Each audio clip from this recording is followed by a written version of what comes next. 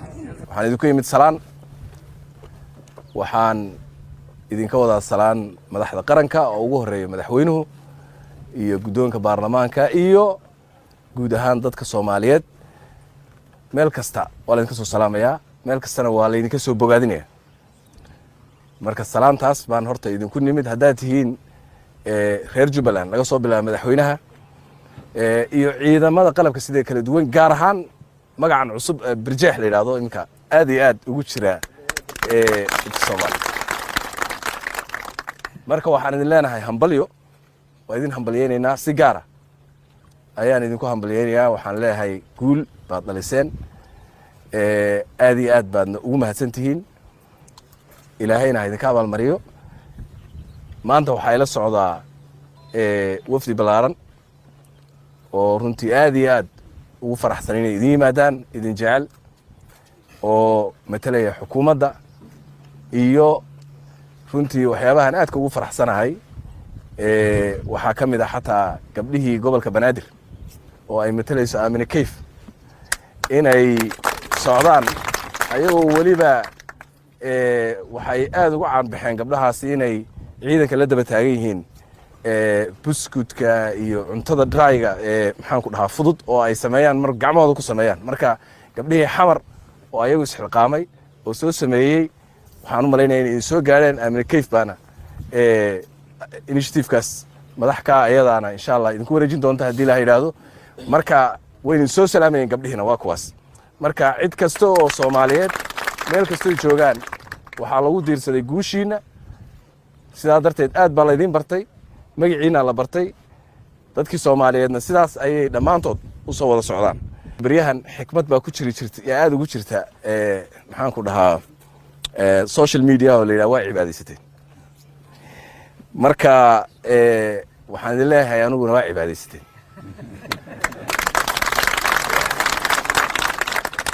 waad cibaadaysateen maxaa jira waxaad la dirirteen kuwii uu nabiga yiri calayhi salaatu wasalaam hala diriro waxaad layseen kuwii yiri laaya oo haddii aan sii joogana waan layn doonaa kuwii yiri waa aad idinkuna layseen kuwii yiri waxaa tuuba liman qatalahum aw qataluhu waxaa guulaystay ninkay dilaan ama dila labadaba kay dilaana waa guulaystay kii dilaana wuu guulaystay kuwii la yiri baad la dagaalanteen oo aad baabi'iseen oo burburiseen marka waxa waaye waad cibaadaysateen maxaa jira ummadii Soomaaliyeed ayaad wahabki ka saarteen wahabki soo wahab dadka ma fuulo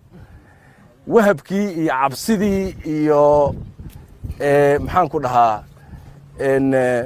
mudutuushii loo arkayay shabaab wax yihiin ayaa tusiseen ummadda Soomaaliyeed wax yihiin marka cibaaday tahay marka waxaad ka farxiseen in Allah intii khayrka jecleed iyo muslimiintii iyo ummadda Soomaaliyeed ayaad ka farxiseen waxaad ka nixiseen oo aad rubad goyseen khawaarijta iyo in Allah intii cadow ahayd ee ummadda Soomaaliyeed nacbayd ee shayaadiinta ahayd oo dhanna waad ka nixiseen marka taasina waa cibaado kale way waad cibaadaysateen maxaa jira hooyooyin fara badan oo garoobo ah iyo ilmo yar yar oo agoon ah oo dhamaantood raggii dhalay ay baabiyeen oo qarxiyeen oo ay rogeen ayaad u soo aarteen marka waad guulaysateen kumanaan ilmood oo Soomaali ah oo agoon ah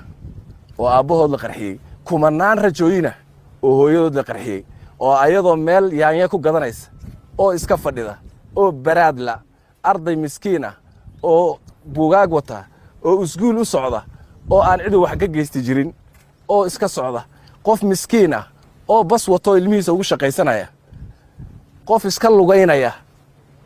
qof gurigiisa iska jooga oo wax dhib u geystay jirin oo muslimiin oo soo wada tukaday ayaa maalin walba inta la qarxiyo oo la baabiyo ayaa la gubay intaas oo dhan aad u soo aarteen kuwii sameeyay oo waxa sameeyay meedkoodii oo daadsan oo aad ku dul dhaantaynaysaan baad soo sawirteen sidaa darteed waad u argudeen waad cibaadaysateen aad iyo aad baad ugu mahadsantihiin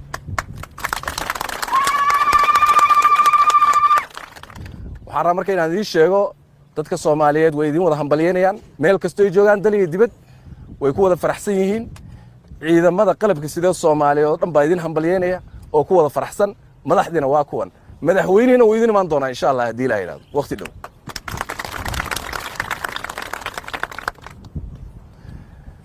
waanu hambalyeynaa madaxweynaha oo runtii ku guuleystay inuu ciidankan inta tababaro sayid dawladdiisu ay soo saaraan hubeeyaan qalabeeyaan ay deedna ku guuleystaan inay ununka gooyaan ma dhahnaanu ununka gooyaan nimankii shayaatiintaha runtii waa farxad weyn waanan u hambalyeynaa madaxweynaha iyo xukuumaddiisa iyo dadka reer Jubbaland oo dhan waxaan leeyahay hambalyo ayagana waxaan rabaa inaan idin sheego dawladda federaalka ee Soomaaliyeed hadday tahay heer federaal iyo heer state waxaa ka go'an shabaab in dalka laga xoreeyo shabaab in la tirtiro elimination lagu sameeyo wadanka laga xaaqo ayaa ka go'an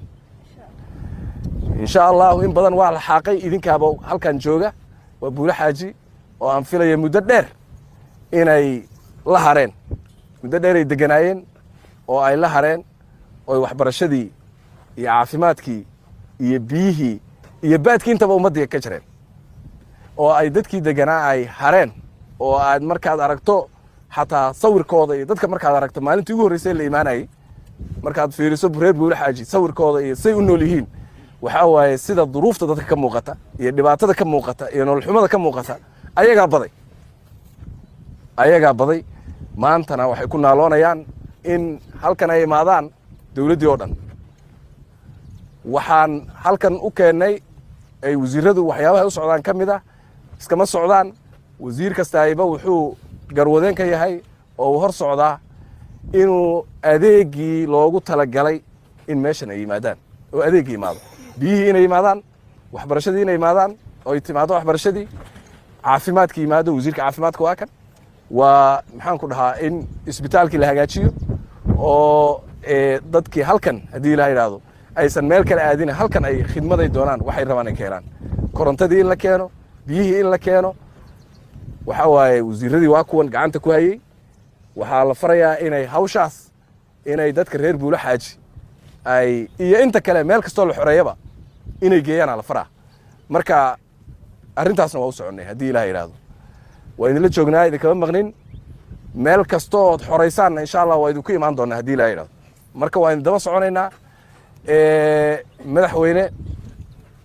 ciidankan oo birjeex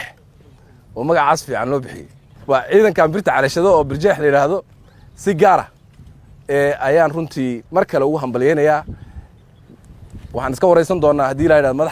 madaxdan iska wareysanayna laakiin waxaan rabaa si calan oo la wada og yahay bal marka ugu horeyso horta bil mushaharka dad bixinayna hadii la yiraahdo ciidanka wasiinayna ilaahay idinka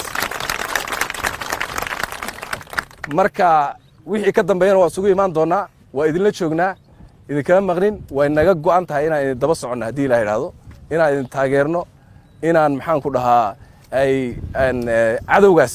aynaan u kala hadhin waa naga go'an tahay marka madaxweyne mahadsantihiin waxaan idinku yimid